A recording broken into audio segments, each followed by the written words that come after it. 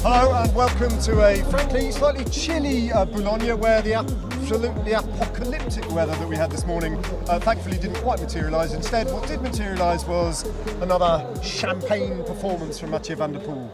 It was pure Mathieu van der Poel class, because there's no other rider that could do that, sit on the front 500 metres to go, lead it out and beat Tadej Pogačar. But all in all, the final was amazing. I mean, I think it was pretty pedestrian there for a while, but then with 10 kilometres to go, it just lit up and we saw the peloton come in pieces, which was a little bit of a surprise. Yeah, I'm probably breaking confidence here, but Mathieu van der Poel is actually one of David's favourite riders, so he's a little bit biased whenever Mathieu van der Poel races. It's true, isn't it? It's very true, and also it's Tadej Pogačar, so I was very torn. Well, it was emotional. Well done you. What hipster picks, Mathieu van der Poel and Tadej Pogačar.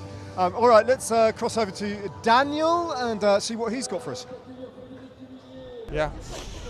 Thanks, chaps. Another exciting day at the Tour de France Stage 2. It pretty much lived up to expectations. We also got the winner we thought we were going to get, Mathieu van der Poel taking it ahead of Tadej Pogačar. Some really interesting talking points though, particularly here at Visma Leasebike. On paper, a pretty good day for those guys. Again, Vingegaard very much kept pace with Pogačar, looked pretty sprightly. Jorgensen attacking as well with Kevin Volkland, but we've just heard from both of those guys, Jorgensen and Vingegaard, and there's an interesting sort of subplot. That is that they both had Wout van Aert in mind for today's stage, and that created a little bit of hesitation. Overnight, we had an interesting interview in the Danish press with Vingegaard's wife, and she was sort of, well, based on what I've read, she was bemoaning the fact that sometimes the team doesn't focus all of their efforts on Vingegaard, and they have objectives like a stage win today with Wout van Aert. So that is something to keep your eye on in the rest of the Tour de France. Well, it was a fascinating day of racing, in part at least. It had quite a conventional sort of breakaway that went up the road, didn't it? 4 riders, a couple of them slapped down early on. Yeah, I mean, it was a bit of a messy breakaway in the sense that, yeah, they crashed, there were mechanicals, but I mean, it was chucking with rain at the start, which was miserable for everyone, and the breakaway was the first break that went, similar to yesterday. We were expecting to see Benjamin Thomas, the polka dot jersey, go up there, but he chose not to. He was right at the back.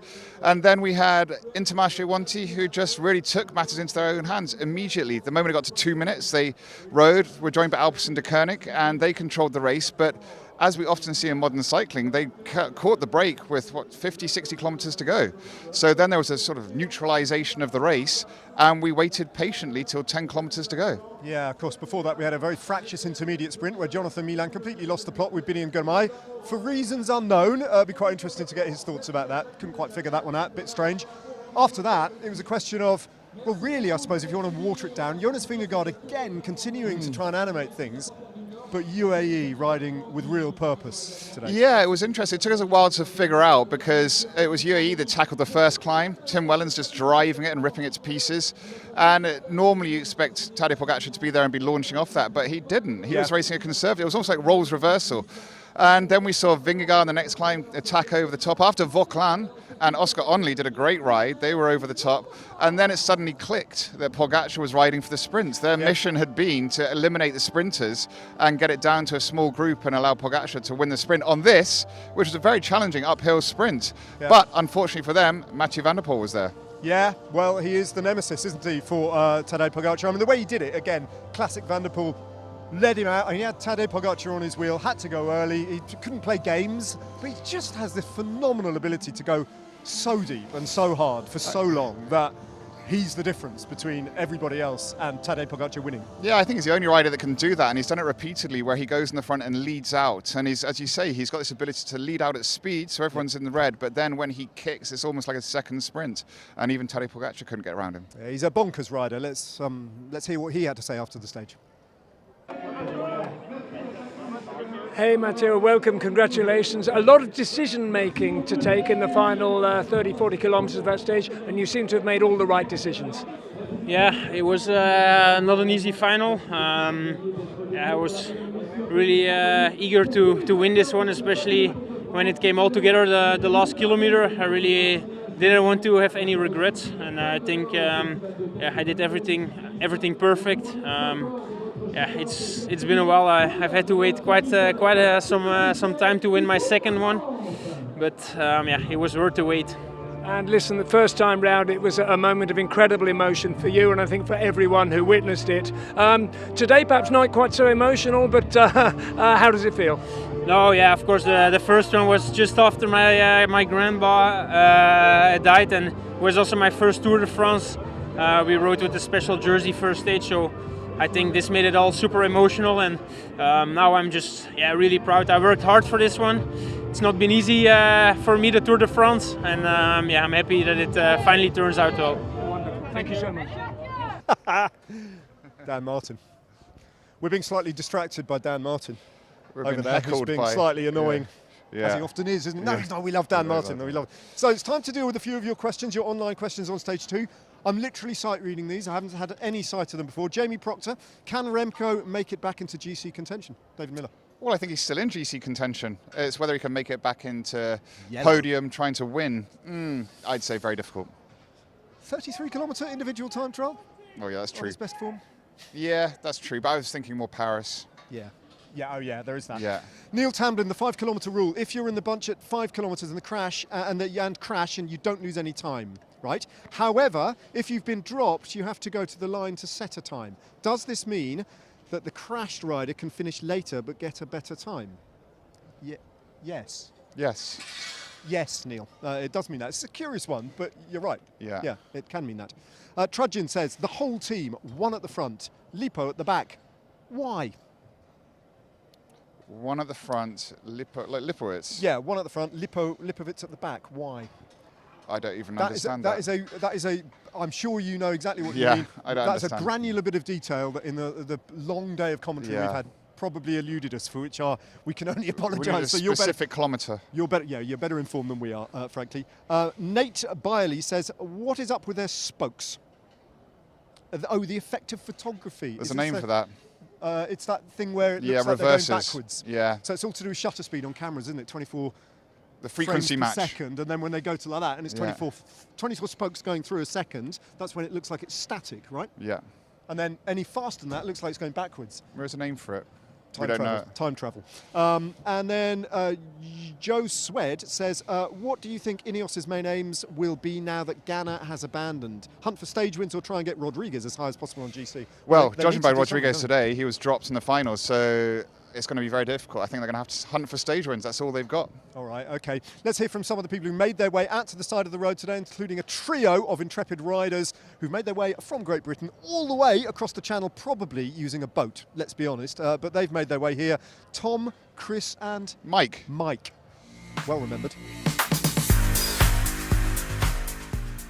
Hi, we're Tom, Chris and Mike, and we're from Petersfield in the UK, and we're here in Arras for stage 1 and 2 of the Tour de France. We came across on Friday cycling down from Calais to Arras. It's about 80 miles.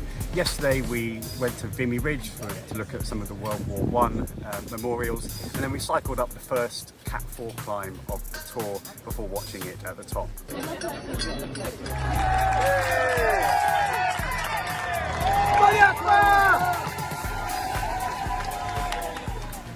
Here we are, we've done a bit more World War I viewing this morning, and now here we are in slightly wet Arras on a corner, hoping to see Jasper come through on his yellow bike and his yellow jersey, and also catch G for his last ever tour. Well done, lads. Glad you enjoyed your ride. Now, we were just merrily doing our own little business up here, and we've just been abused by a bunch of VIPs and riders shouting abuse from the posh bit over there, and he was first among them as well, shouting abuse. Mark Cavendish, how are you? Oh, it was you shouting down there. I heard you. You're pulling a Mooney and everything. Did you say that on ITV now? Is that right? Yeah, you just said it, so that's absolutely fine. Yeah, enjoying your VIP experience, I'm Mark? loving it. Are you?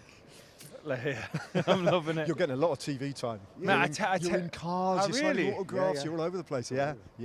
I honestly, we're running out of things to say to but you it's about the Tour de France. Like, actually, like, as a rider, like you know how special this race is, don't you? You know how special it is. I had no idea how special it was. Like, I thought you couldn't go bigger than what you're seeing as a rider. But from the other side of the fence and seeing like the public, I was on the podium before watching the final, and the crowd and how they're into it kilometers from the finish and that. Like,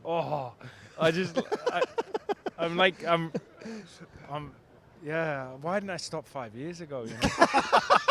I love You it. wouldn't have 35 stage wins. No, but I need to bring the kids here. I need to bring Casper, and really have him see it. They've been just following me around, and all those great bike races, you're so right, all those great bike races in the calendar, all the mythical stuff, the Giro, the classics, they're all right up there. But then you come here and you go, it's not a bike race, it's the Tour de France. It's It's the Tour de France. Oh, the whole country behind it is incredible. Sorry to interrupt you. No, just saying, you're absolutely right. This is my 23rd and final for ITV. It's finishing, but every time it takes us by surprise, and we comment on it and just the strength of the peloton as well. All the hitters, all the A-listers. How fast they go up a hill. It's like, Yeah. I was like that. I thought this finishing straight was really short. And then I came out and I was like, oh my God, it's crazy. It's lovely. It's really lovely. All right, we've got a bit of a transfer. We'll let you go. I might speak to you early in the later That'd be in good. the week. Come and join us in commentary, yeah? But thank you for everything you have done the last years. Really. Really, it's been Cheers, great. mate. Thanks, mate. Appreciate it. All right. See You've got to you get down later. that ladder Yeah, without good breaking luck. your legs. We'll chat All right. later. Cheers, Mark. Bye. All right.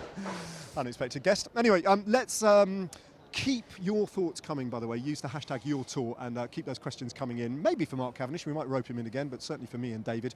In the meantime, though, let's have a look at stage 3.